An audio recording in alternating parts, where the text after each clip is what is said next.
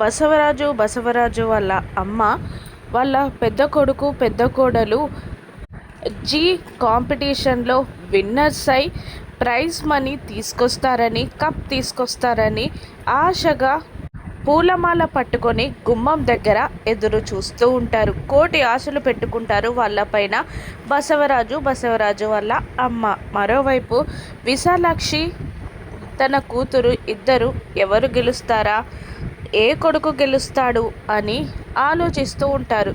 వీళ్ళేంట్రా ఇంకా రావట్లేదు, అప్పుడే బయలుదేరారన్నారు కదా అని వాళ్ళమ్మ బసవరాజుని అడుగుతుండగా అప్పుడే ఒక కారు వచ్చి వాకిట్లో ఆగుతుంది. అదిగో వచ్చేసారు పదమ్మ అని అంటూ బసవరాజు పూలదండ పట్టుకొని వాళ్ళని సత్కరించడానికి వాకిట్లోకి నడుస్తాడు. పెద్ద కొడుకు పెద్ద కోడలు వాకిట్లోకి రాగానే ప్రశ్నల వర్షం కురిపిస్తుంది బామ్మ.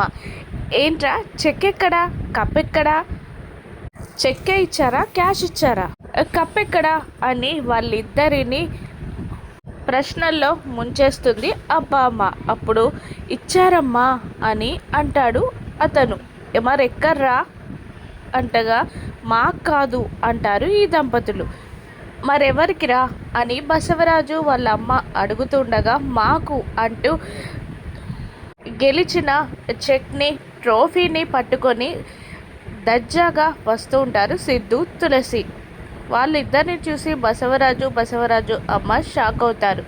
ఆ చెక్ని పట్టుకొని ట్రోఫీని పట్టుకొని సిద్ధు తులసి వాళ్ళిద్దరి ముందుకి వచ్చి ఆగగా వాళ్ళిద్దరిని మింగేసేలా చూస్తూ ఉంటుంది బసవరాజు వాళ్ళ అమ్మ. అలాగే సిద్ధు తులసిలకి కూడా ఘనంగా స్వాగతం చెప్తుందా, కానీ గెలిచినందుకు వీళ్ళని తిడుతుందా, ఏం జరుగుతుందో నెక్స్ట్ ఎపిసోడ్లో చూద్దాం. Thank you for watching.